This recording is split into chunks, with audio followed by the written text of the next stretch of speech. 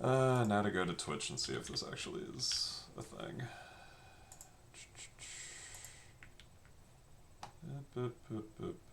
Yeah, it looks like it actually is working. Let me get a link to copy URL. And then here, now I can ask the people in chat, how do I make it so that this actually stores and doesn't just get lost? Because... You probably just upload it to YouTube or something. Man, alright. So I just have to like download this afterwards.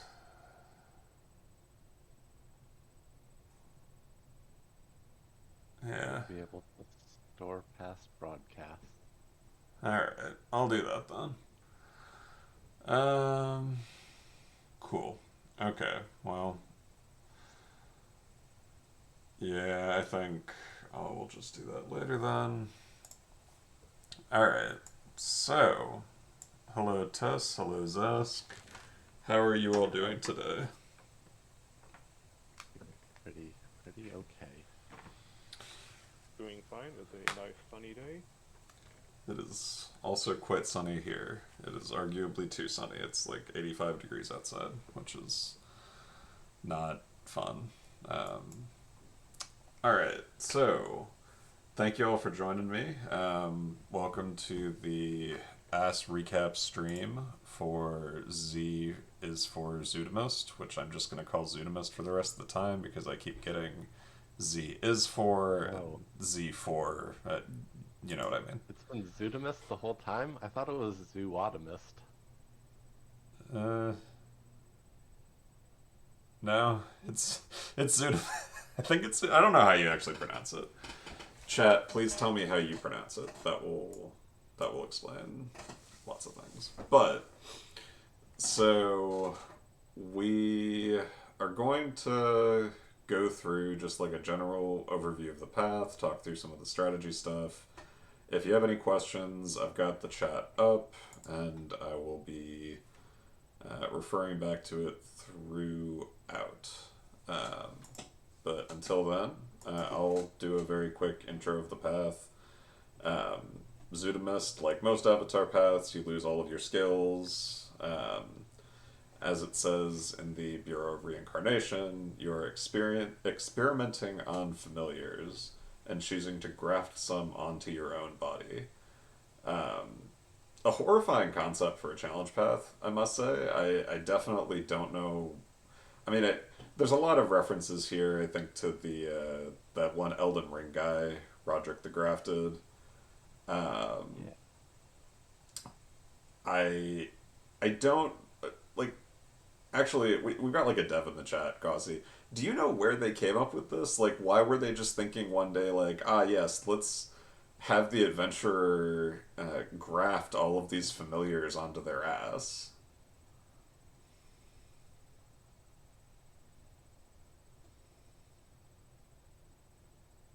It's a Sue Grafton joke. I think the trophy makes that clear. What's... Okay, I'm sorry. What is Sue Grafton?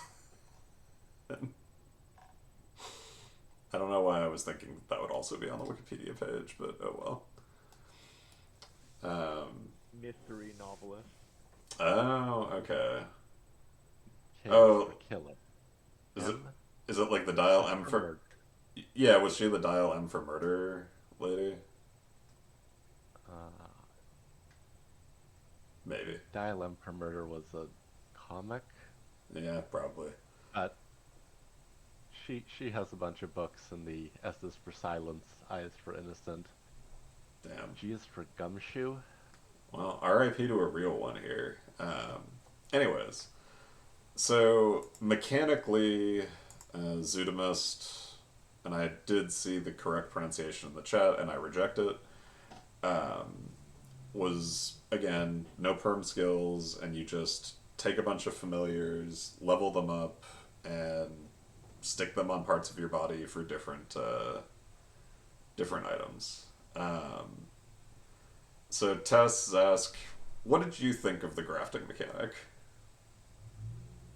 Um, it felt really cool to start. It was nice to learn about all the familiar tags. I don't think I'd really interacted with them beyond someone saying that gelatinous cube was good for the still suit, and then just always having a Rhoda on tube. But it was a neat way to level. But I think it was like kind of trivially solved to level for day one, just with Monkey Paw slapping on, 3 warm shoulders and 2 blue suede, or I guess the reverse. That's basically also what I thought. Using familiar experience as a way to level is something that we've actually done quite a few times before, Yeah. but specifically the way that it works here in making you level up a bunch of different familiars and then augmenting yourself with passives or the active nipple or kicks, that's just a really different way to engage with Ascension. Yeah, like to your point, Tess, it reminded me a lot of back when we were using Grey Goose leveling for everything, and the whole run was kind of based around, oh, let's just get a shit ton of experience on you, shit ton of experience on you, that kind of thing. I do think that as a leveling mechanic, I thought it was really interesting how Zootomist um, it basically made it so that lower shiny folks got to experience super super fast leveling. Now you could make the argument that now that Ember Mouthwash exists, most of them are able to just pull that. But even then, because of the 1 per day limit, you're only getting one of them per day. This was probably sorry. Go ahead. It gets you up to like 8 or something if you Yeah. go hard with Ember mouthwash pulls, but you really need all the shinies to make it sing. Yeah. The instant 11, 12. Yeah. Um, I I felt that it was. I thought that piece was nice. I also think that from a skills perspective, which we're about to get into, the actual grafting skills were really really cool. Just a lot of really interesting and neat mechanics there. But now that I said that, we might as well um, go. Are you talking about the combat or passives? I guess both. Yeah, I was more talking about the combat. The passives were cool, but I don't know. I found that the You would passives. always, Yeah, go ahead. you would almost always want them on all the time, so they were basically passives anyway. Yeah. Okay, I can be the first person to say nipple. Okay. The nipple skills, I guess, were the buffs, and you got passive skills from your head and shoulders and butt, and you got the kicks, and you got the punches. And I think from least to most interesting, it's got to be punches, and then body buffs, and then kicks, and then nipples, or perhaps nipples and kicks. But go ahead, Scotch. Nipples and kicks. Somehow I didn't internalize that when we talked about all of the graphic slots, we were just gonna have to say nipple all the time. I don't like that. Oh, I was looking forward to this. Oh man, I didn't realize this. Oh no, what have I done? But yes, so to your point, I think that obviously the most important stuff were the kicks. Like realistically, if we didn't have all of the buffs and the grafts, the runs would have been really annoying, but they wouldn't have been like I don't know. I think the kicks were basically the most powerful thing there. Like a 32 Yeah, turn cooldown free kill yellow ray is just fucking crazy. And the 30 turn The banish as well. yeah, the banish is awesome. Just like a free fight style banish where you can still get the drops from it. I mean, it was just completely ridiculous. I think that the pickpocket could have been interesting if it didn't take things from the actual drop pool, but unfortunately it did. And frankly, we have so many pickpockets now that it's not like I don't think that there was a way to balance that so that that would have been worth taking.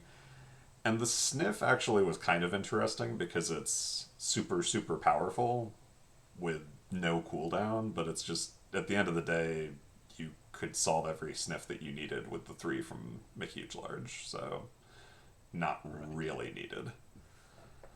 Um, The so Peridot yeah, could have made the sniff really good, but yes, at the same time, we also the Peridot enabled the red, white, and blue blast from the Patriotic Eagle, which is better than the sniff. yeah, yeah. No, the red, white, and blue is much better than a sniff in almost every situation. There just aren't that many monsters that you need to get like five or six of that you can't solve in other ways, especially with Peridot opening up so many of your mimic eggs. It was just kind of like, this just doesn't. Anyways, it became really easy for like, okay, you just want to get the yellow ray, you want to get the banish, and that's pretty much all you need. When it comes to the rest of the slots, like the hand slots weren't really valuable. I think there's one or two people that were trying to figure out ways to use the cold punch for Yeah. Black House. I don't. I didn't really try it. I was like, this just seems like kind of a pain. And I oh, think I And we tried to have make enough it work. clover this way.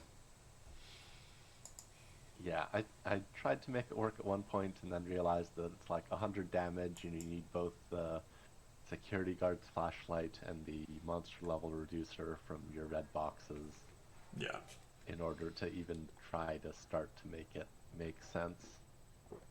But yeah, I think Clover's was the agreed upon. We don't want to mess with Black House. It's awful when you don't get nice yeah, cold damage. yeah. You have to have some cold damage skill to do it. I do think that there's probably room in some item of the month for some kind of trade off where you can either get something that's useful in most runs or something that gives you a cold damage skill, and then maybe an avatar path actually ends up taking that cold damage skill at some point. But until something like that is released, I just don't see this being a super valuable. Like, there's just going to be different ways around it. Grossi says Beret has huge cold damage. No, in Hat Path. In Hat Path, yes, it's not going to have huge cold damage anywhere else though. Like, I was doing a bunch of math on it when I was writing up um, the Lothers post, and probably the highest you're going to be able to get it is like 50 or 60. And that's if you like wish hammer time and you go like completely crazy on stuff. It's just not going to be enough to serve that purpose unless you're going in like really really weird directions. And if you're going in really weird directions, there's probably better ways for you to achieve it. So having discussed the hands and the feet, head, shoulders, butts were really nice passives. The amount of passive, just like everything you ended up getting from your slots was cool. It was really neat to. I made this comically complicated sheet in order to figure out what I was getting from the individual familiars and what the like overall boost was, but the fact that you ended up getting this sort of like tons of flat, tons of extra percentage. I was just kind of rolling around with 300 miss the entire time. Um, you had this pretty easy capture for a bunch of the different damage elements. You ended up with a bunch of different familiar weight. I think, Tess, if I remember correctly, you got 10% minus com instead of the like plus com minus com annoying juggling act that I ended up doing. And then just like So I took yeah, Scary Death Orb and Bodyguard. Scary Death Orb is minus 10% combat. Bodyguard is plus 5%, but it also had plus 10 familiar weight, which will usually make it so Peace Turkey gives you the extra percent back. Gotcha. Yeah, that makes sense. Yeah, I think that was really cool. Yeah, it was right nipple, right? It, it changed. It felt like a few times throughout the path. There Yeah. was some argument as to whether your avatar was looking in a mirror, and does sinister really need to mean left? I guess it does. Um, Yeah, if we're gonna be all Latin grammar nerds about it. yeah, I had some trouble with that, but the scary death orb with the double minus combat I kind of wanted to take, and I Yeah, probably should have on the last run, but I decided against it for some reason. I think I pretty quickly decided on one body type, like exotic parrot, clockwork, songbird, the baby Z-Rex, the smiling rat, and the jumpsuited hound dog, Yeah, and then the killer stab bat and killer bee, and then I think probably gel cube got a few turns on it, and then bodyguard of course had the nice instant leveling, so that was an easy thing to just slap onto your fist. But yeah, bodyguard just Tez having for a. realizing that, Sorry, go ahead. oh, credit to Tez for realizing that, yeah, that's actually sort of an insane nipple bonus, having the 10 familiar weight, getting it instantly, and of course the yellow kick, blue kick on your feet. Yeah, And I did not change from that. we just got a nice dev leak in the chat from Sam saying that the hand skills were supposed to get something cool from the April shower candle, but it didn't happen, which is retrospectively funny because absolutely nothing from the April shower calendar was useful in this path. So the fact, It was like 10% item drop yep, above something else from the tower radio. like It was a little funny that it was just absolutely nothing. like I think that I still took the like the stupid item accessory, but that was like I don't know if I used it. I'm pretty sure that I used it once. I slapped never it on know. Yeah, I slapped it on in the maximizer that I should slap it on. yeah. Oh man, yeah. It would have been really neat if April Shower had done literally anything to the hand skills. Oh god, that's funny. Um, cool. So in terms of like grafting strategy, we already mentioned Tess using the bodyguard, which was a great move. I think what I ended up doing was, well, it's right here, of like the ELY kick, ELB kick. I did a stab bat nipple and a gravy fairy nipple. I don't actually remember what that was. Oh yeah, it was a 10 familiar weight, 30 meat drop, 50 in it. Some sleaze res that was useless, and some Moxie and Mysticality for tower test reasons, and it was pretty good. Z-Rex and the Songbird, like, I didn't want to use it at first because the item drop was just so little above everything else. But I actually ended up thinking that the 150 in it was kind of nice to just not ever have to worry about initiative in any context.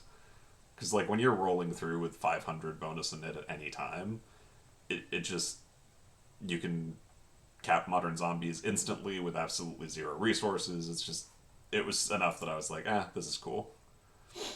Yeah, it was pretty nice to have that as sort of like a, here's something I can do turn 1 or turn 2 after I've immediately leveled up. Yeah. And now I just need to, or I guess turns like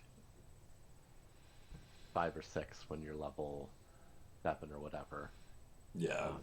Nice to have those turns you can just think. It's like, yep, this is quest relevant. I'm going to need to do it at some point, but I just need to get a couple combats in.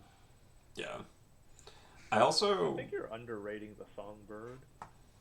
So it has the 35% item. Yep. Yeah, it also has 30% meat. It has one hot resistance for the kitchen, and Sure. as you mentioned, it has the plus 150 in it.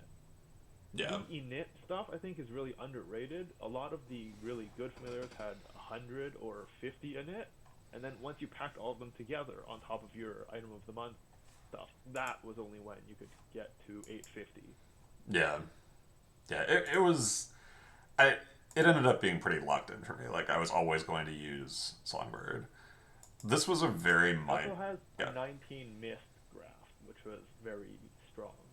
Yeah, that was helpful because like Mist wasn't the hardest tower test. I believe that was Muscle if I remember right.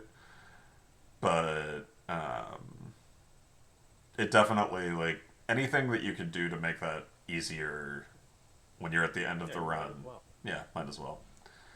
Um, what's the other? It was kind of fun that songbirds were relevant because it finally made me do the thing I'd been threatening to do after realizing people will pay 16 million meat to literally not be an accordion thief, where I just flipped Dread a bunch, got a little bit of help, and just minted a bunch of songbirds and sold them a little above cost so I wouldn't be immediately scalped.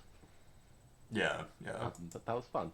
It was great to get in. I think the total count was around 160 songbirds that I sold since February, which was cool.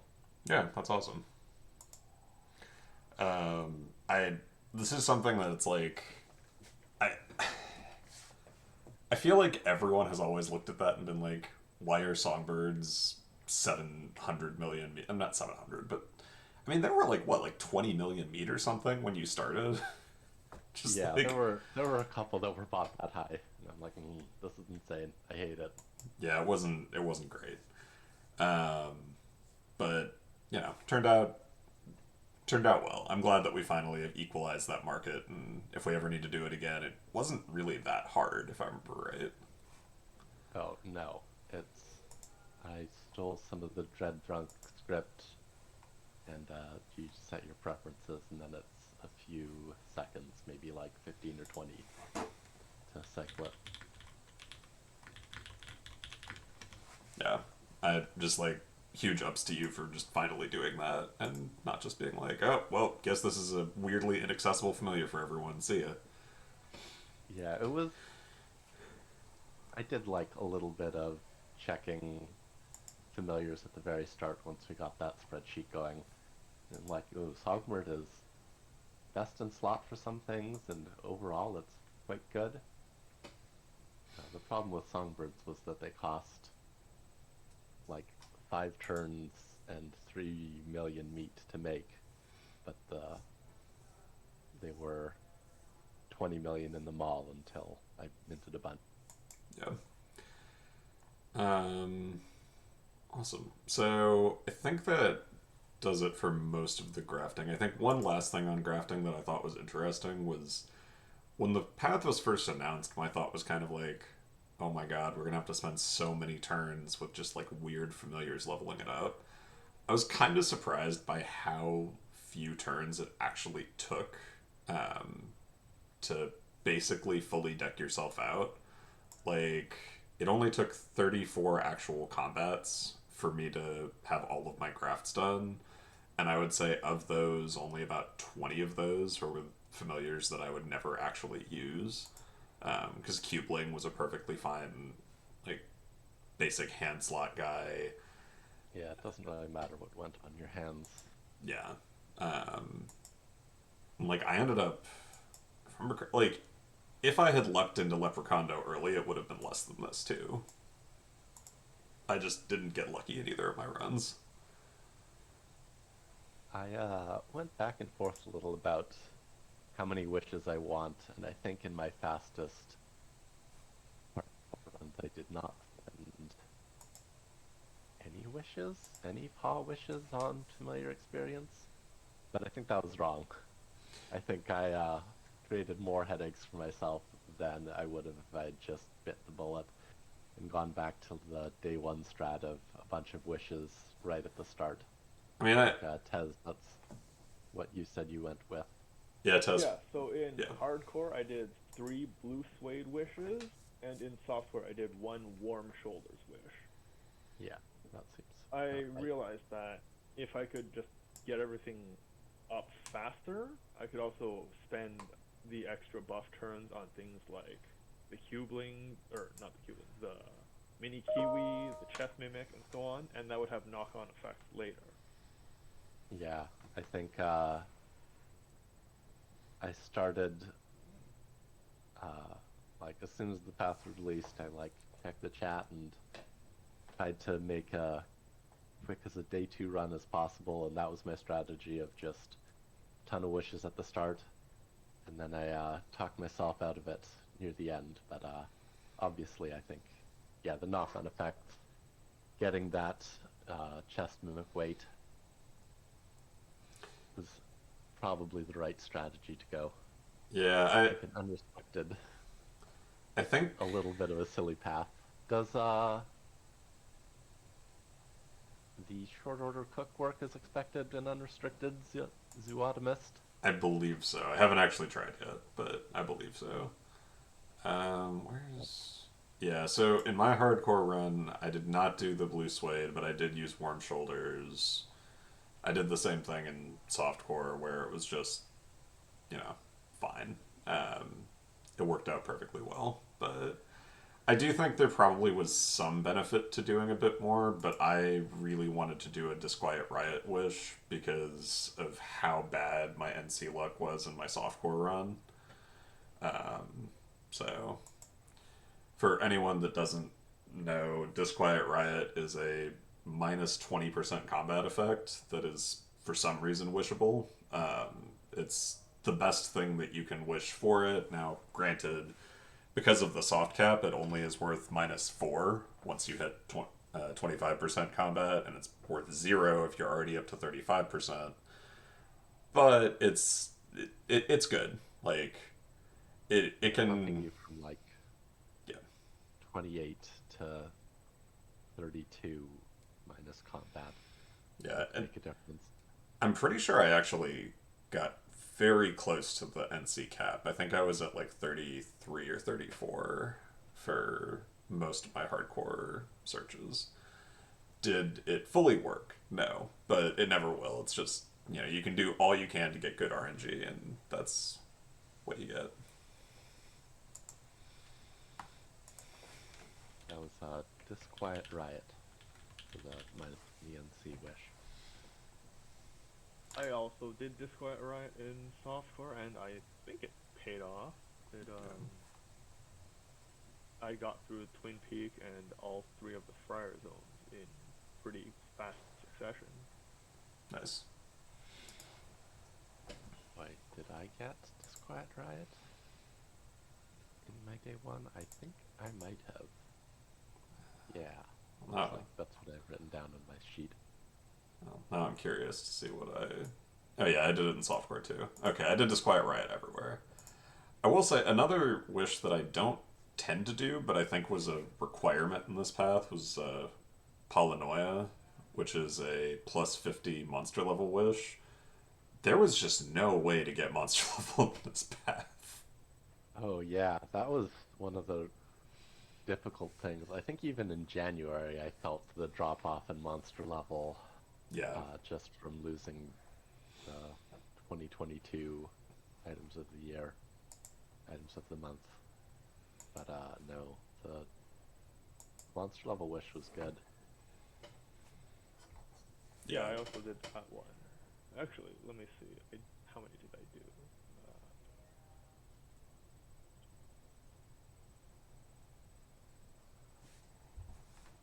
Okay, there was Polonoia, um, Slime Breath, Frosty, and I think I did one other one. Two Noir. Oh wow, that's a lot more. I will admit I did not do that many, but I did use Frosty on my ML search turns, so I did 2 out of your 4. Yeah, I managed to get a little bit of my frosty turns to overlap with my bubbling crude oil peak turns, which was nice. It's nice if you can get the shadow bricks to align to get that long push of plus item plus meat percent doing the nuns Yeah. all together. Yeah. Yeah, I guess now that I'm thinking about it, going even farther on ML wishes probably got you down to like 2 cranny turns, Tess. Let's see. Well, no, it still took 3. Okay, gotcha. It's hard to get it to 2. Yeah. My, my mental math was wrong there. But no, it was a good. Yeah, you need like 340 monster level to do it in 2, and that's about 150 more than you can actually get. All 7 for 3. Yeah. Yeah, 3 wasn't. I'm pretty sure that mine was. Well, let's find out. I mean, in the 1-400, I know it was like absolutely goddamn awful.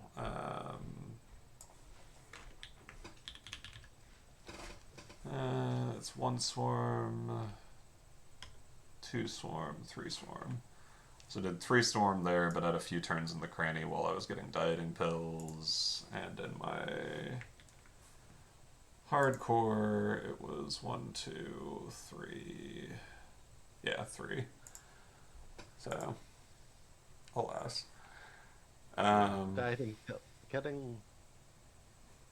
uh, getting Peridot at the end of this season was huge. It was a huge change to the way I was doing so many things, and it opened up a lot of like, oh, for the dieting pill, I can just Peridot in and give it a kick.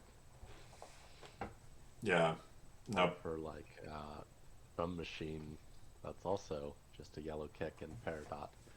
And I think a huge what I was doing before Peridot dropped was a bunch of things like using screeches to change a 3 monster zone to a 2 monster zone, and then hopping in and kick waffling, what I like to call finding the monster and then just spring kick using a waffle, and then you've turned a 3 monster zone to a 1 monster zone.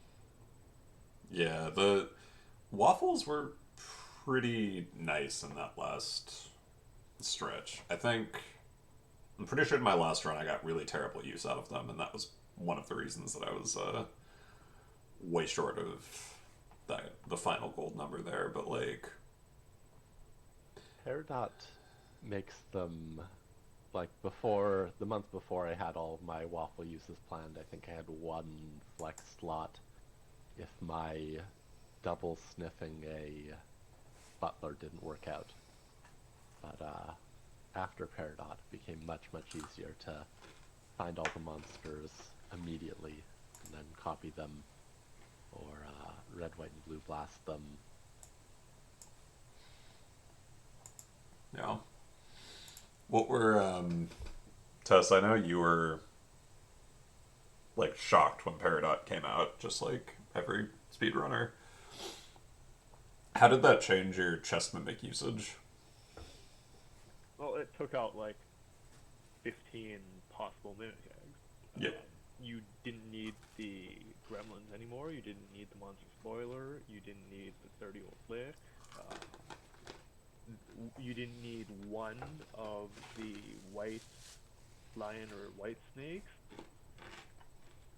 And I ended up finding like 50 things I could Peridot, of which 20 or so could have been mimic eggs that were no longer needed to be. So in the end, for mimic eggs, I only had stuff that I couldn't find from Peridot, which would be something like Mountain Man, Swarm of Ghoul Whelps, Frat Soldier, Astronomer, and yeah. Yeah. Ghoul, I had Skin Flute and Hardcore. I liked that. If we want to talk briefly about the hardcore softcore differences, obviously 2-day hardcore, 1-day softcore with the turn gen we were able to get, but allowing skills to be learned in softcore, I think, was a lot of fun. There was a big, big difference between hardcore and softcore just because of how prevalent Book of Facts is and how much that changes the run. How letting your habitats run wild and getting a purple ray copy from them changes a lot of the way you think about, well, how much is a purple ray worth, how much is a copy worth. Yeah, 100% agree. I don't like. I guess Sam in the chat would know this, but or wait, he's not in the chat anymore. But if he was in the chat, he would know this. I do wonder how much of that was like a purposeful balance difference versus just they kind of forgot to turn something out early in testing, and then one of the devs was like, "Hey, this is actually cool. Let's keep doing it." But I kind of hope they do this in the future for avatar paths. I just think the idea of being able to have certain items of the month that are actually powerful pulls in the software path, it just makes things really interestingly different. Like, when I finished my last, I say my last, my first and only hardcore run, I was really, really pleasantly surprised by how differently they played. And I just think this is probably a path where if I had not just had a child, I would have tried to grind as many of these as possible because it was just super fun to play. Yeah, I had a ton of fun with this path before even like seriously trying to go maximum speed, do everything as fast as possible. Like just when the season broke, I was I think the first person to complete the path. Did a quick 2-day and then kept grinding them out because the familiars were really cool.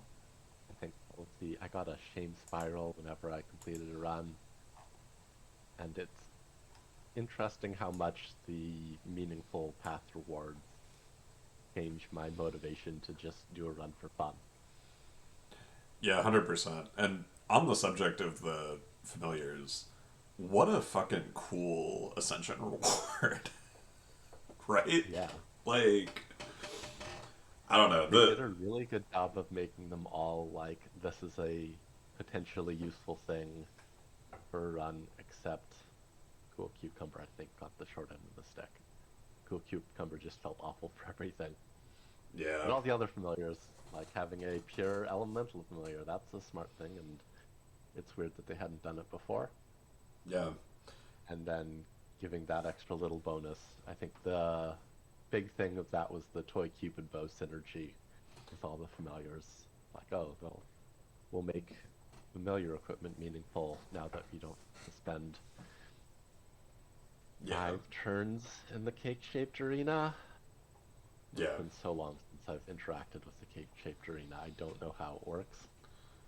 I mean, Yeah, it's 5 Hope for the adventures. best. yeah, it's 5 adventures. I believe both Tess and I used to use it in runs to, especially like during some of the early Guso years when you could use it to get experience on your goose and then get your camel equip. It was worth doing, but always felt a little bit bad since it's just 5 non-combat adventures that aren't progressing your actual quests. I remember years and years ago using it to get equipment for my Frumious Bandersnatch, so I could tune the volleyball stat point. I was not good at this game a decade plus ago. I mean, good or not, that actually was a useful use for it back when power leveling was just a gigantic pain in everyone's ass. Yeah, the Jube birds. But yeah. I thought it was really Didn't cool that some of the familiars that you could get as rewards were also useful in the past. 2 of them were Vanish Kicks, 2 of them were Yellow Ray Kicks, and then there are another 5 that you could get plus 20 element from, which would be useful for the tower in conjunction with the Cupid bow. Right. Yep. And it's nice that those are sort of evergreen things, or Yeah, they'll be evergreen. I hope they're evergreen. yeah, not entirely clear if the familiars themselves will be evergreen, but at least for the standard, we'll be able to have that. Or for as long as Toy Cupid Bow's around, we'll be able to get those to drop for having other stat tests. Yeah. I mean, I also like that for anyone that doesn't have a peace turkey, there's now just something that is unfortunately the most expensive of all of the hatchlings, but a cheaper familiar that you can use to get like combat modification in both a negative or a positive direction if you don't have the jump-suited hound dog, which coincidentally was also a good graph for this path, but not for the combat rate. Um, it provided marginal benefit if you wanted to spend some early turns in the outskirts while not hitting the non-combats. It was not actually that useful. I believe I did spend like my leveling turn with the hound dog before I crafted it on that specific task. But yeah. Uh, so I thought one fun thing for us to do. Well, actually, no. First, any other just like general path thoughts that you all want to share? Any like strategic questions that you're curious how the other runners did, that kind of thing? I think to start, overall, this path was, pretty similar to standard, but standard right now is really, really like there's lots of fun problems. We have tools for many things, but not quite everything. This felt like a fun path to run, but I think a lot of that's because standard is fun right now. The game's in a good place. There's still some sources of RNG pain points, but there's not as many as when we started. I think getting the AM fix for the bridge part station was a nice boon that makes everything a lot simpler. Agreed. What about you, Tess? Mm, every time I hear people say that they use purple rays on habitats, I get confused because I never do that. For the 357, look purple. Let's see, I hit the Dirty Old Lick, Lobster Frogman, Lobster Frogman again, another Dirty Old Lick, and then a Red Butler, apparently. No, Swarm of Ghoul Wells. Well, now I'm curious, so let's see what I hit. So I hit a dirty old lick, a dirty old lick, a lobster frogman, a lobster frogman. Then I did one trick or treater, one pygmy bowler, one trick or treater, and another trick or treater. So I did 3 of the trick or treat guys.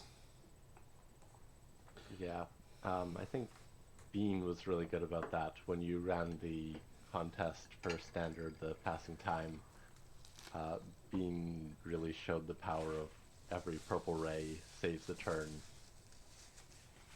Every purple ray you can use in a delay zone, or every purple ray that actually saves a fight. I think there's some places where it does and some places where it doesn't. Is effectively equal to saving a turn. And since we had freed up so much of our chest mimic, there was definitely more places where I could have, this could have been an egg, so the purple ray could have been a turn. Yeah, that's true. Yeah. It's a nice, like, extra delay burner. It is annoying to set up. It just depends on whether or not you can red everything so that you don't, or so that you're using a banish to banish out your habitat that isn't, Yeah, Bean sort of showed that strat as like the you get the habitat, you purple ray it, and then you banish it so that in 50 turns you can unbanish it and then get it back. Yeah. Which is a really cool strategy, but it's, I think, one of the trickier things to try to maximize in standard. It was nice that in hardcore I didn't need to worry about that, and all my purple rays could be just nice, easy, like lobster frog monsters, accountants, ghoul swarms. I think I used a couple on bowlers. Yeah. Like, I think that strictly speaking, it does save turns, but you just need to be careful that it's not one of those things that you are quote unquote saving turns, but because you mismanaged your resources to do it, you have wasted turns in doing that. Which Yes, is how the patriotic Eagles Phylum Banish sometimes works for enterprising young absolutely. speedrunners. Awesome. But it was a fun hardcore softcore difference, I think, as well. Like, oh, the Book of Facts and Habs mean that, it's not a strategy at all you need to worry about in hardcore, but when you shift to softcore, it's a cool extra thing. Yep. Okay, so I have a very dumb thing that I was thinking we could try and do. And that is, everybody likes ranking things. So we could try ranking all of the avatar paths. Okay. There have been What's 15 your drawing board? there have been 15 avatar paths. I think that the easiest one on the board is Pocket Familiars is obviously the worst avatar path. There is absolutely no debate that I will accept on this. It's so fucking bad. I had fun with I don't think I'd have fun with it now. When it came out, I had fun with this. I was not anywhere close to a speedrunner at the time. I don't think I was on the Ask Discord at the time. If it existed, I wasn't like posting on the forums or anything. It was just me in the path, and it, got the $10 out of me to get me my tall grass. But yeah, it's awful. It's awful now. So, okay, so I did not expect anyone to disagree with me on that. Tess, I don't. you have What to. would you rank below it then? It's a great question. Yep, thank you, Tess. Oh, something I hadn't played because I wasn't playing at the time.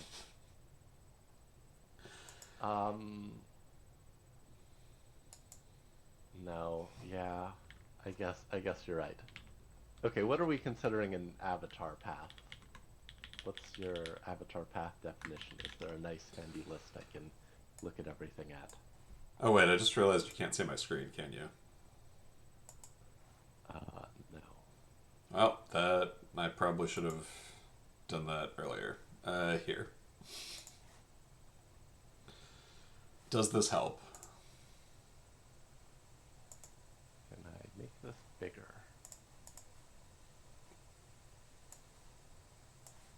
Yeah, that helps. Yeah, this is. I Um, so okay. just for anyone that is curious, this does actually, you can see this already on Twitch. I just forgot to actually share it on here. So I have been like going through here and like doing like putting things on the screen that I now realize none of you could see unless you were watching on Twitch where no one is watching. So good stuff by me. I'm good at streaming. Well, KOL streamer. streamer. KOL streamer. Okay, so we've got I think that's correct in that you. Oh no, you did. You linked your Twitch. okay. So in terms of avatar paths, there might be one off cycle that I was missing. I know Zombie Slayer is the only one here that wasn't a spring path. But I don't know. Like I actually have trouble ranking these myself. Um, I did not play Were Professor. I would imagine that one's not near the top because it looked honestly interminably weird and boring, but I think both of you played that path, so I I'd will let say you. of the paths here, it was one of the harder ones. Either being unable to do combat or being unable to kind of buy stuff and find non-coms and use what. Yeah. And isn't there that weird thing where even if you buy progression, you can't use it on your first run, so you have to, like, just have one terrible first run no matter what? I feel like I remember this being a thing, but also I have not actually played it yet. I think I let AutoSend handle my Were Professor run. I tried it for a few turns and gave up on it. I wasn't speedrunning at the time where it was released. I was on a little bit of a break. Makes sense. We can... I think we can say that I'm just gonna put it at 14. There's probably one other that will like push it below it, but so paths that I remember really really loving. I know you played Dark Gift, Tess. Were you back yet when Dark Gift was released, Zask? No. That gift was... I think I dropped it in run. I can probably check my Ascension history and see what shameful interaction I've had with Dark Gift. But I did a little bit of it in After Core, or out of season, and thought it was kind of neat. The restriction of like no HP regen, making combat actually meaningful was a little bit interesting. Was combat actually meaningful in Path when it was in season? I think it was. I don't think it was like. I'm trying to think of a good way to say it. Like, it wasn't impossible or anything, and it wasn't super super difficult. But you had to be careful about it, which is kind of where I like the difficulty to be, where it's not, you know, super easy. There's no reason to do anything, but it's also not that bad.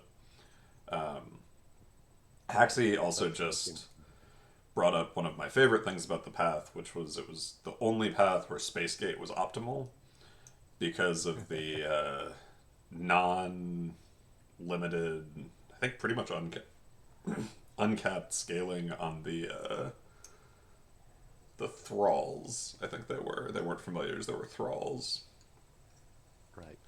and you could use Space Gate to like very trivially grab this enormous span. So you had just like super super high. I believe that was meat drop, but it might have been item drop. It was one of the two. I will also say, just as a, I don't know whether Dark Gift is number one, but I do think that it might just be number one for me because it's the only path that I loved so much. I just played like 22 straight runs of it or something. I don't think there's any other path in the game where I just became so consumed with how fun it was. It was really, really fun. Also, on both leaderboards, um, what was the yeah, on both leaderboards I tied with Phil. Um, like we both ran within 1 day of each other and got the exact same turn count, and both got silver moons. Which, honestly, I can never play Dark Gift again, despite how much I loved it, because I don't want to break me and Phil's bizarre tie. So I do agree. It's not number one, but I'm gonna put it at 4 for now. Um, That's pretty fair. I think what about? having a good reward helps. That's true. Like, I wish they implemented like little fragments of dark, get a page of a dark book.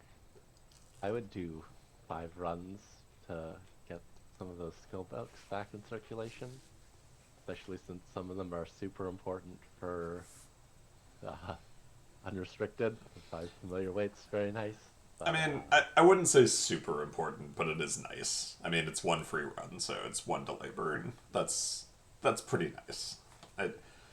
It's pretty nice, but it's a nice thing to have available for all your aftercores. But now it's just 300 million beat.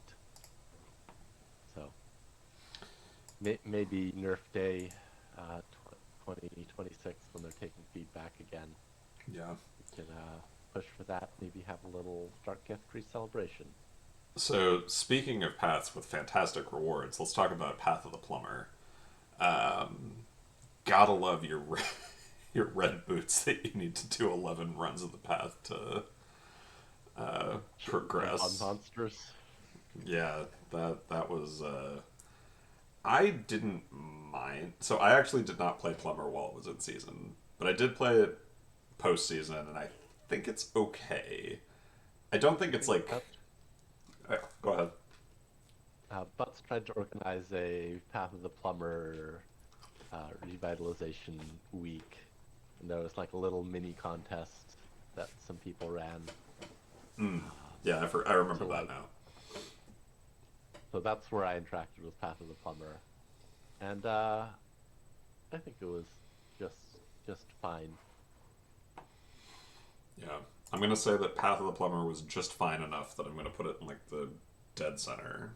So, A.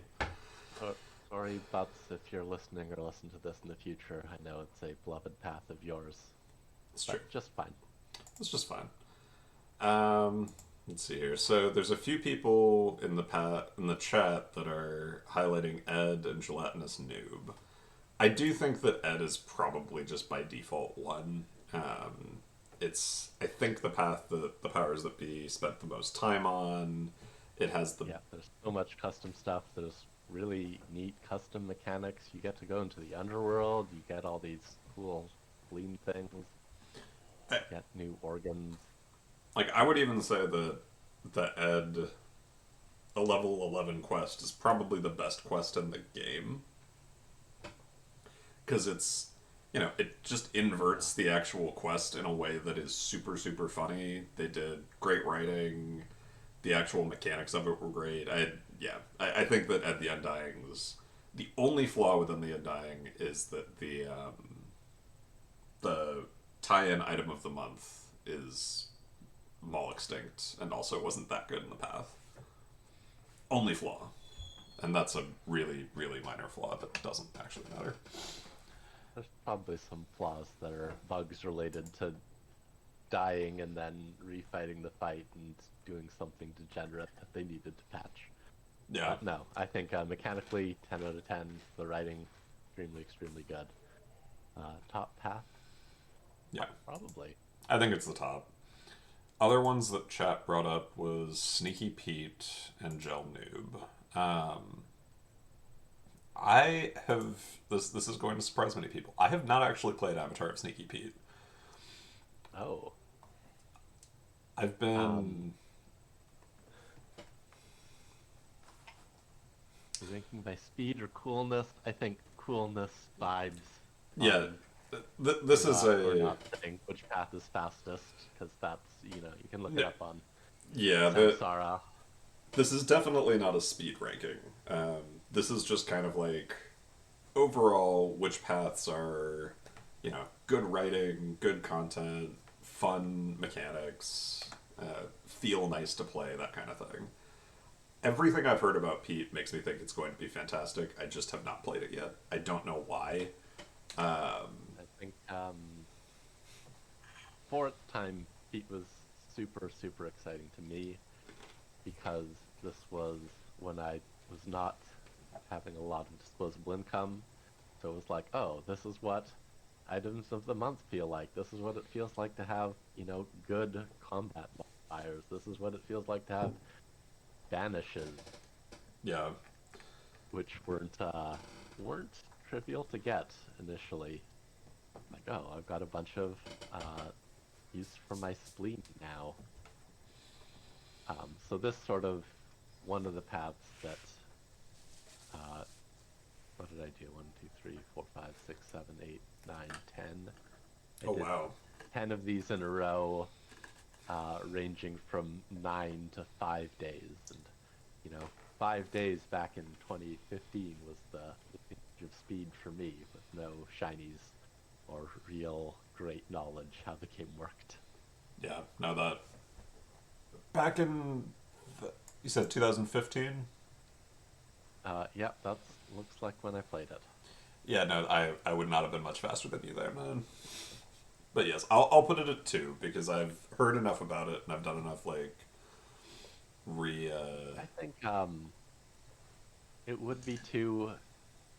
We're judging it based on its time. I think now it's a little less interesting.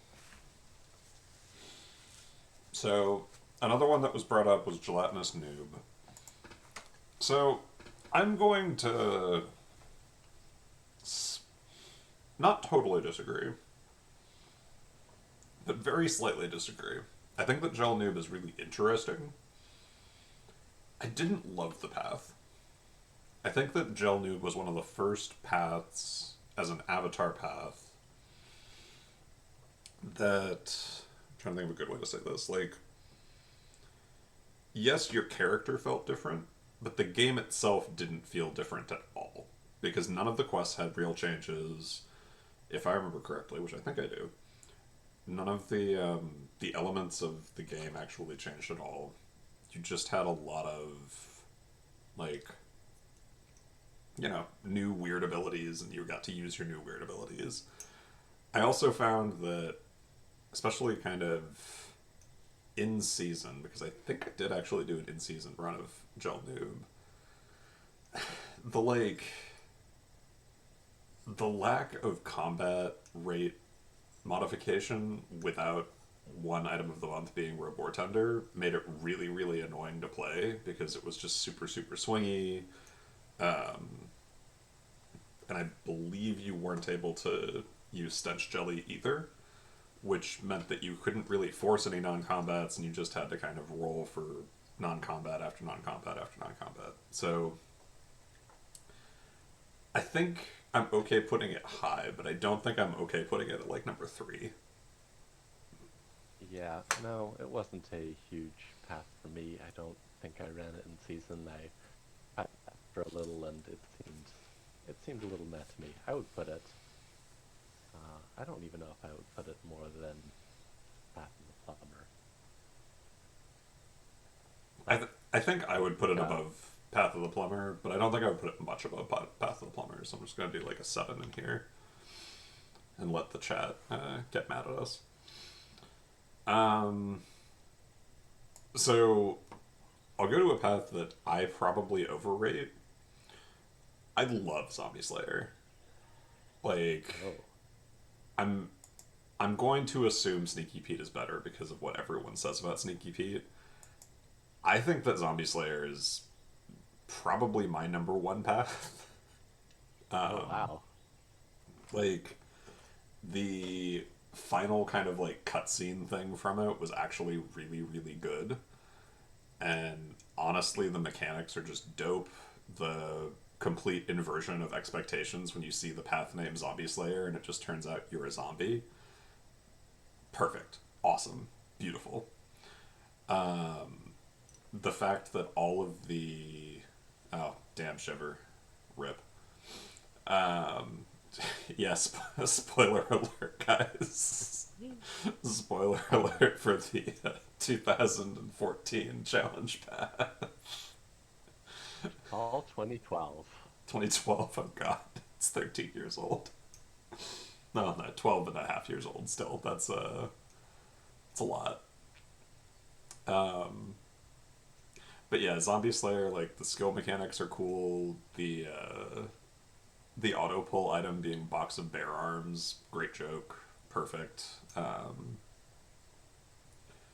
I I love Zombie Slayer. I'm just gonna put it at 3. I don't care anymore. Take that. I didn't run Zombie Slayer in season, but it was nice that they sort of brought it back to being meaningful with the clan photo booth, right? People were running Zombie Slayer to get those photograph parts. however this worked. You got a clan thing in your offhand, and you needed to use a skill on one of the guys. So I ran a few that way, and it was fun. I think Goose made it a little silly, or some way to duplicate the brains. Hmm. Um, Yeah, I think. I don't think it was as high for me, but Well, I don't think Goose is usable in the path because of the undead familiars restriction, which also what great, am I thinking of? great restriction. Uh, I don't know. Maybe it is Goose. I'm some not of sure. that. Maybe there was model train set got you to duplicate it. There was some way to duplicate brains to have twice as many as you should have, Yeah, which was very fun. makes sense. Model train set is Made probably the it, path. honestly. Yeah, that sounds right. But awesome. Um. Uh, Can we Okay. talk a bit about Jarlsberg? Yeah, let's do Jarlsberg. Charles Jarlsberg was my first avatar path. Again, another path that got me to donate. I got the pan, which let me survive the first hit in combat easily or something. I don't know. It was cute. I ran it 1, 2, 3, 4, 5, 6, 7, 8, 9, 10, 11 times in a row because there was lots of skill progression, and spending $10 on a browser game to speed that up seemed silly. So I ran it a bunch, and then getting my first taste of like, oh, I can get epic foods. I have the turn gen to play this game now. They were all over 1,000 turns, and I think 5 days is about as fast as I got. But Avatar of Jarlsberg made me sort of fall in love with this game. I've played it a bunch. I played it for a good streak, and had a lot of fun with it. I would rate it pretty highly. But I'm sure this is mostly nostalgia goggles, and that, spending 10 runs to craft good food doesn't feel as nice. Yeah, Yeah, for I. where the So. world. I think I've done like 3 Jarlsberg runs, and none of them were in season. I found it pretty frustrating, mainly because the food skill tree just makes no sense. It took a really, really God, long time for me to actually like I ended up making. God, I don't know where it is, but actually, while I do this, I'm gonna try and find it. I made like a whole Jarlsberg sheet. It's not one of my first KOL sheets, but I definitely was like, why do I have to do this just to play this path normally?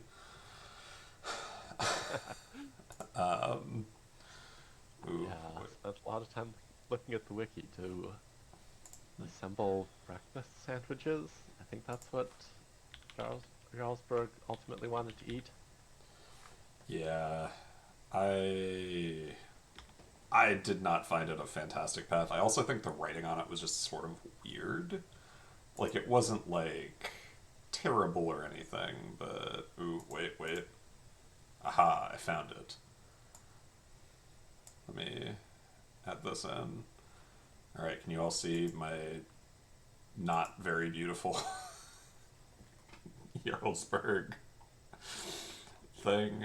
I had to like toggle which ones I was getting, and then that would tell me what I was actually able to get, and then whether I had the skills needed to actually get everything. And Oh boy.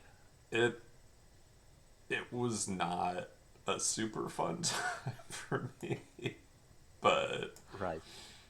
No, um, this is for sure a The Simpsons were funnier back in seasons 3 and 4 situation for me, where I'm saying how much I liked the game back then, yeah, but not really evaluating the path as good. yeah. I'm gonna put it at like 9, I think. Or actually no, I will put it above Plumber. I think that it is better than Plumber, but it is a hard path. It is not like an easy time there.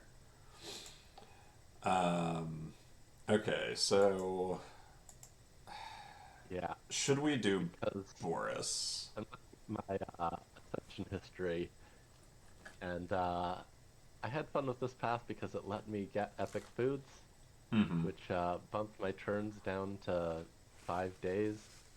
But then looking at the surrounding runs, I'm like, oh, well, with no items of the month, the best I could do was 11 days. Yeah, that So I think that's most of the reason why getting a little taste of power was intoxicating when you don't have any shinies and the best turn gen you can make is from hunting the for knob sausages. yeah, that I think is that makes a lot of sense and is one of the reasons why avatar paths are cool in general. Speaking of paths that felt powerful and weird, actually, let's not do Boris yet. Let's do Grey U. Because I'm kind of two minds when it comes to Grey U. One, wow, that's kind of cool. You can just absorb all these different weird monsters and get lots of weird different things, and that's neat. Um, the other half of me is like, why was this tuned like this? Why? This was a silly path in many respects. Just the turn gen was insane It was so bad. for like, Yura. like, I don't know. I also, I will admit, I have a kind of, Yeah, I was doing standard at the time. I was doing standard runs in like hardcore 5 days, softcore. I got him down to 3 days. I didn't have very many shinies at the time. I was getting back into the game and just slowly picking up items of the month. And then all of a sudden it shot to, oh, I can do a hardcore run in 2 days. I can generate 1,000 turns. I think the very second run I did was already, this is doable in 2 days. I got a 1 day run a little after that. No, I got a so, 1 day run much after that. It so, was very, very silly. it was very silly. I think the other thing with Grey U that I found, and this is maybe just me, because I think that other people in season thought it was fine, but I found it just completely bullshit, was the hardcore 1 day requiring mirror duping was Oh, I remember so this. bad. I like. I think that if I remember correctly, I literally didn't do a 1 day hardcore of the path because I was like morally opposed to having to make that stupid fucking roll every single run just to like see whether or not the game would let me ascend in 1 day. Yeah, it was silly. It was broken. It was broken for a long time after. I think Kaz and Irat did a lot of work in writing scripts to search out monsters and get Yeah. 1,000 turns a day where you could just run through. And this is sort of where it let me start looping, be one of those cool kids who can ascend in a day and backfill at the end of the month. So it was I see in the chat that there is a note around like new players exhausting all turn gen sources. I think that that is technically true, but realistically, the problem with Grey U is more just you can generate too many turns, and you need to just find the right monsters, and it's like the difference between going in blind and going in with a bunch of tools is like oh yeah, it's huge. it's so huge. Like you need to know what monsters you're going for in order to get the turn gen that you need, which is fine, but it's also just weird. Mhm. The other thing that I would say about it is that just in general, the fact that Grey Goose was so necessary for the path did rub me a little bit the wrong way. Yeah, it doubled, especially since they had it tuned one way, and then they doubled it, and then they needed to like sort of half it after Grey Goose came. Didn't feel great. Yeah, it was. I am not a huge fan of Grey U. I don't think it's like the worst Yeah. path ever, but I do think that balance wise, it is super unbalanced. It is super weird. It just doesn't quite. I think its brokenness makes it kind of a bad path. I'd put it in the back half of things. Yeah, I'm gonna put it at 10. Okay. A path that I think is similar to Grey U, but slightly better, is U Robot. Because U Robot has a lot of the same problems, where you can get lots and lots of turns for it. Now that people can do it in one day, it's a looping path, just like Grey U.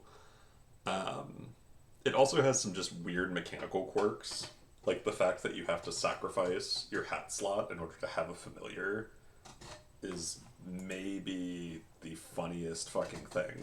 Like, it's dumb, and I should hate it, but I honestly have to respect the hustle in turning your hats, like, whether you can wear a hat into a toggleable effect that allows you to have a familiar.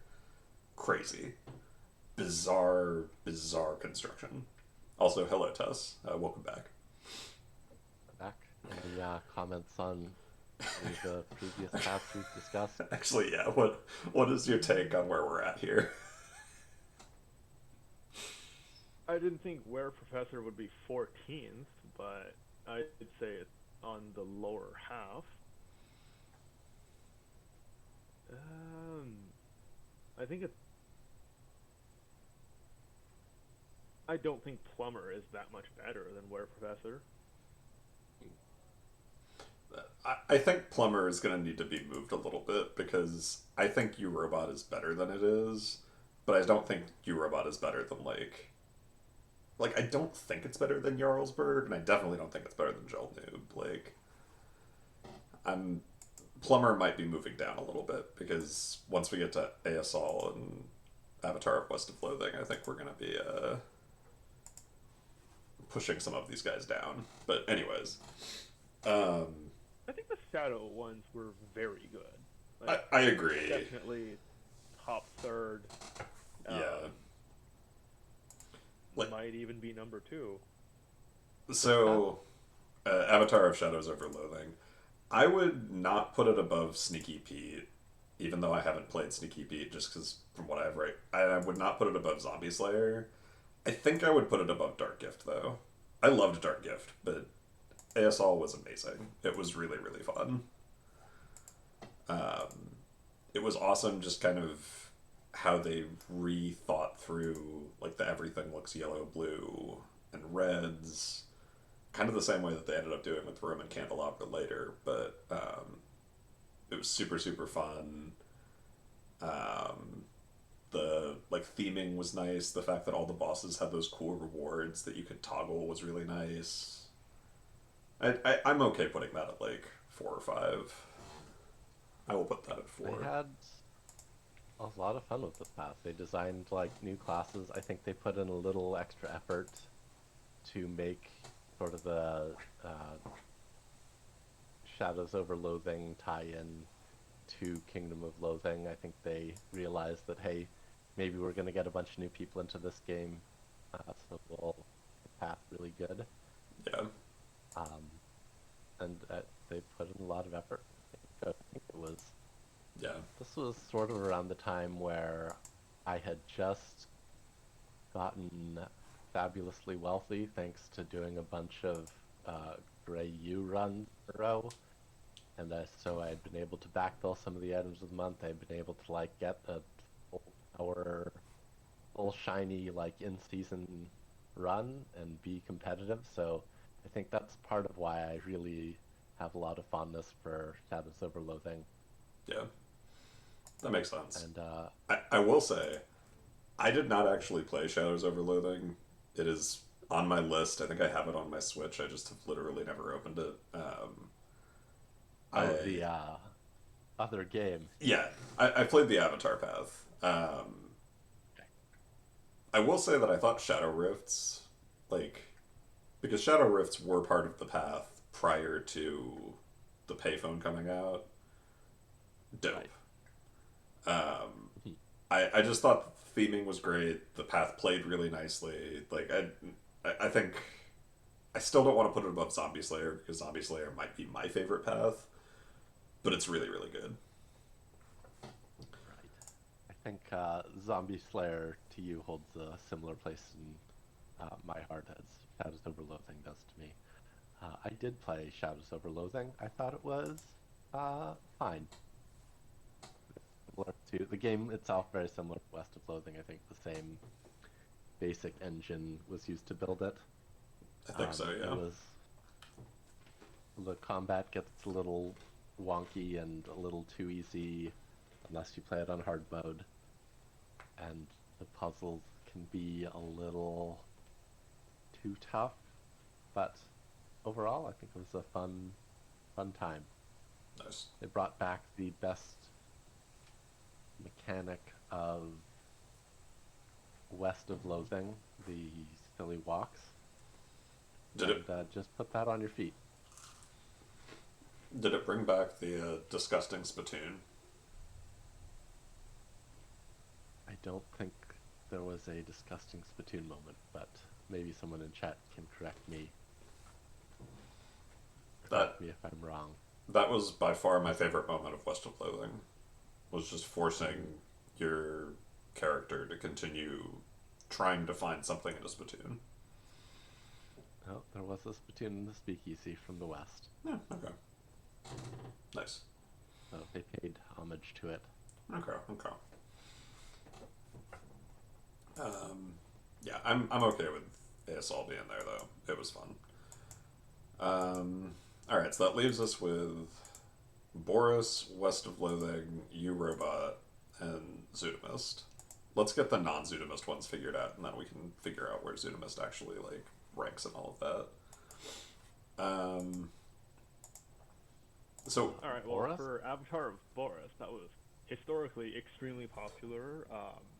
That was being able to get into hardcore and kind of unpack yourself a good build right out of the box. But as time has gone on, it's just gotten significantly worse as more quests have wanted you to use a different weapon, use a different Yeah. offhand, use a familiar, and it just never really kept up. yeah, the last time I played Boris, I hated it, and again, writing wise, it's fine. Um, there's definitely pieces of it that I could see as powerful looking at it from like, early 2010s eyes. Because I did play this game back then, just not specifically when Boris came out. But I can't rank it that highly, even though it's wonderful at the time. Like, I'm also a tried this path to get it into my Ascension history or the tattoo or whatever, and it did not resonate with me. It felt like, oh, this is just I lose a weapon and lose familiars, and it's less fun than default. yeah. I think specifically forcing you to do the really, really shitty way through the Spooky Raven mansion, that just sucks. God, there's so many things about that path that suck though. I'm gonna put it, I think. Yeah, I don't think it holds up It definitely doesn't hold up mechanically. Uh, Yeah. What do you all around think? 10. I'm thinking around 10. Yeah, I would stick at 11. I think Grey U was more ambitious, ultimately more broken.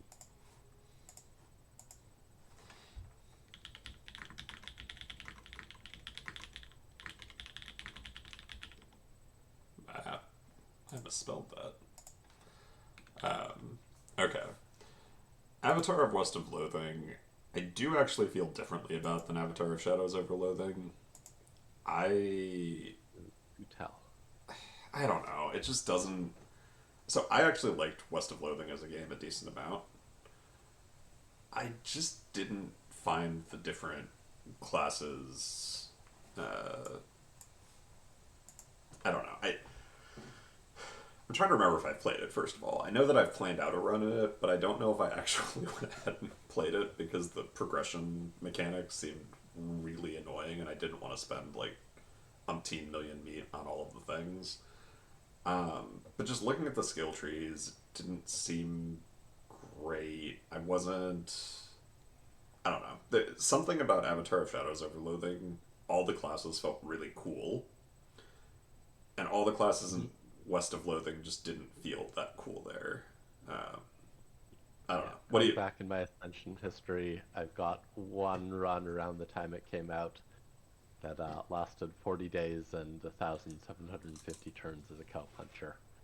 So I played it and didn't really vibe with it. It seems, and I got the distinct impression that Kingdom of Loathing is selling out now. They're wanting to push their game, and then they've introduced the LTNT item of the month, and it felt like, oh, this is necessary for this path because of how good it is.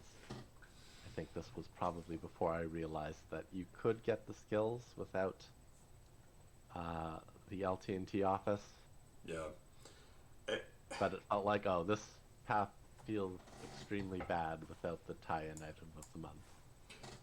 I will say I I do actually like the LTNT quests, so maybe that actually is a point in the path's favor for me. But I'm curious to hear what you think, Tess, because I'm pretty sure that you also do either did or still do a lot of LTNT quests, and I think you were I don't active know. during.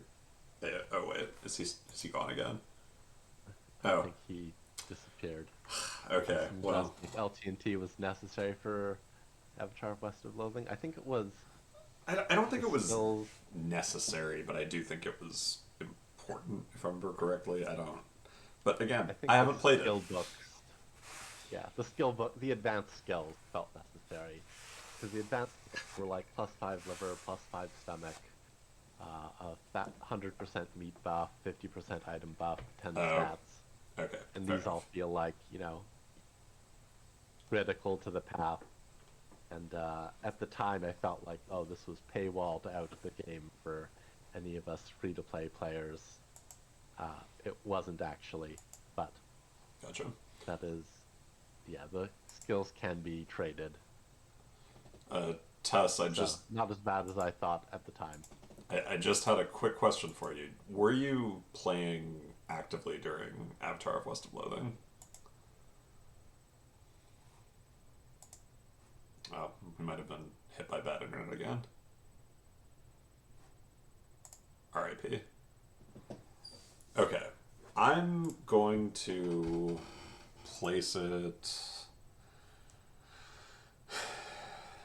Uh, I'll place it at 10 and move things. Or no, I'm going to place it at 9 and then move things that are below it Well, I down. definitely like Avatar of West of Loathing more than Plumber.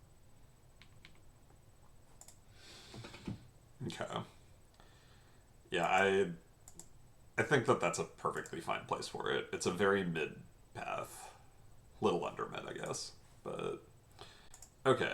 So now we've got you robot and then we get to finally rank Z for Zootomist. Also, wait. You're right. Thank you, Seminar.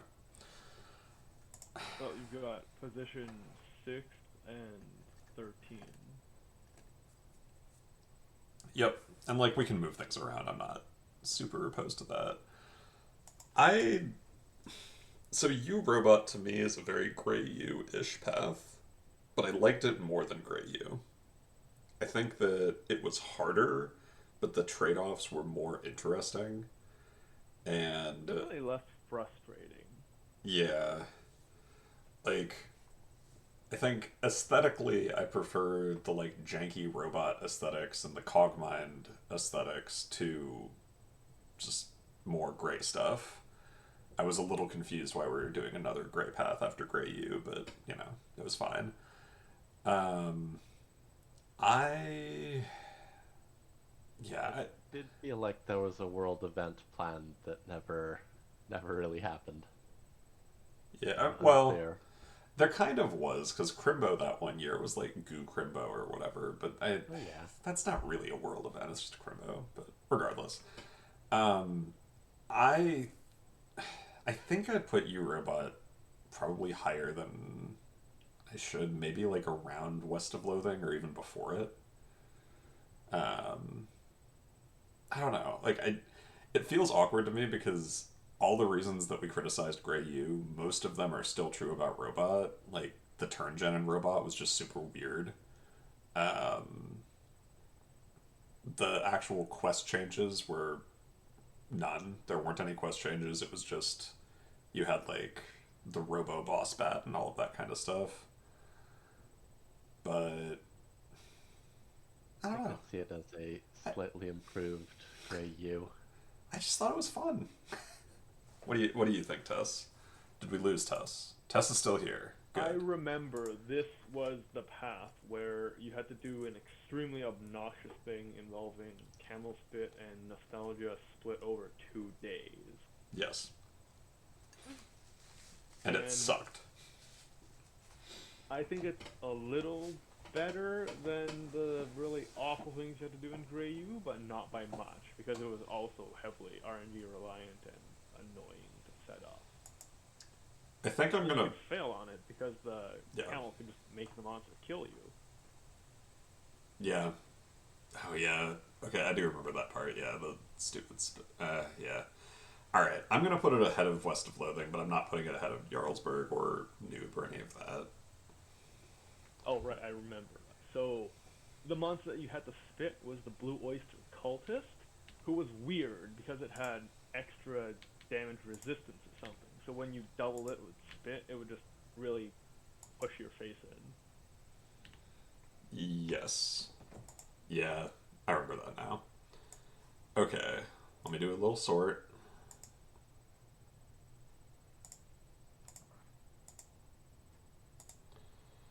All right. So currently our open spot is 6.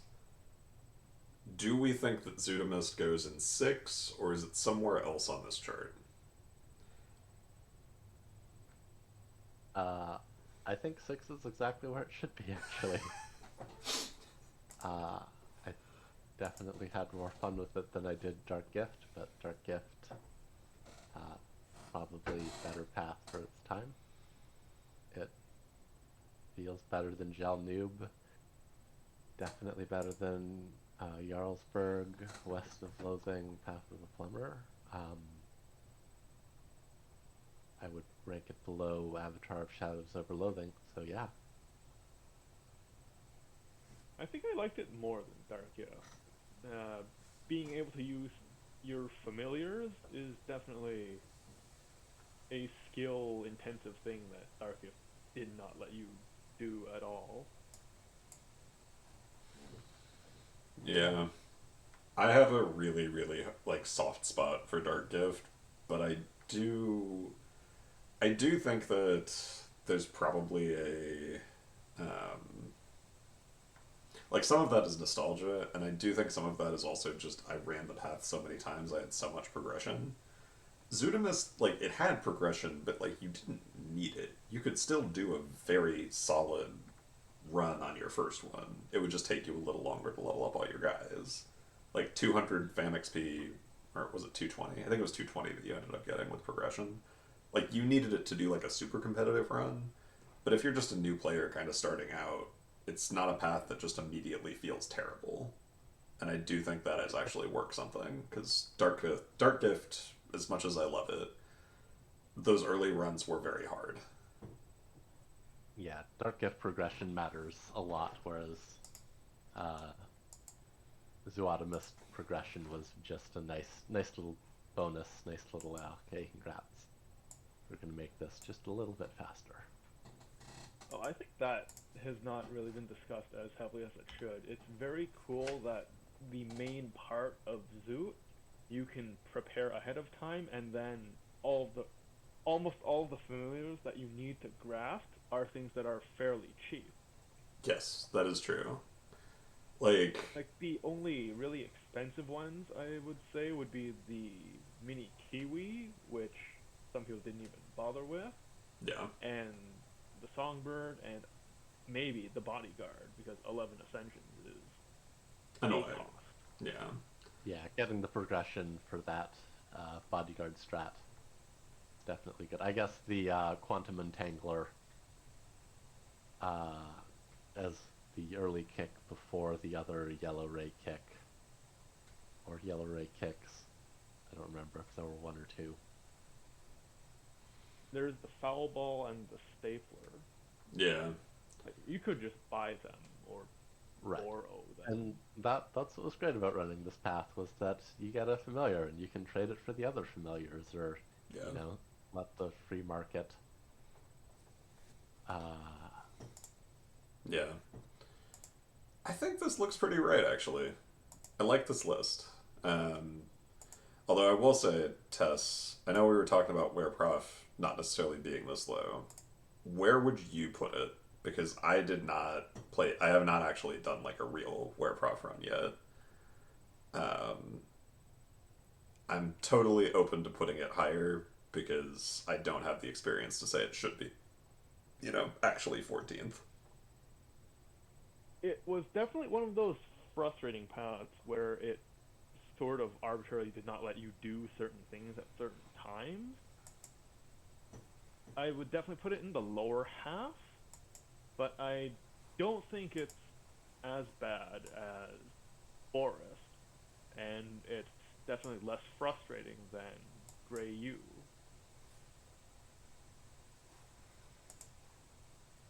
So you'd put it like right under Path of the Plumber?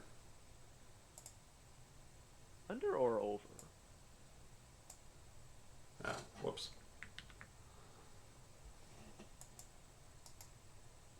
Yeah, I'll put it. I will swap it and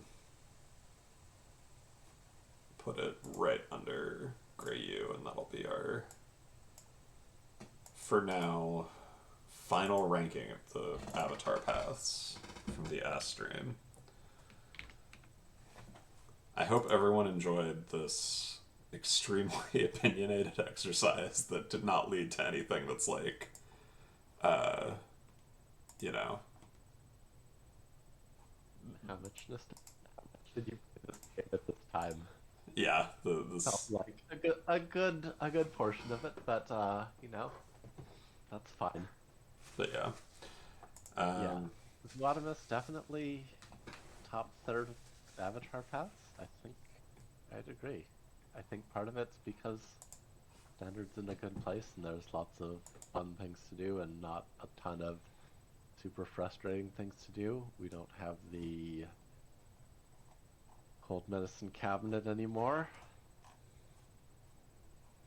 That is making run planning horrible to maximize. yeah. Although now we have busks, which will probably be. I don't want to say exactly as bad. It will not be exactly as bad, but it will definitely make runs more annoying for a little bit. Well, it's the sort of thing that instantly gets solved if there were a new item that gave you a bunch of equipment with good power numbers. Yeah. Yeah, Buska's definitely. I think it'll be much like Yeah, it's definitely when frustrating, it's but it's 25 the kind of turns. thing that can be solved very easily instead of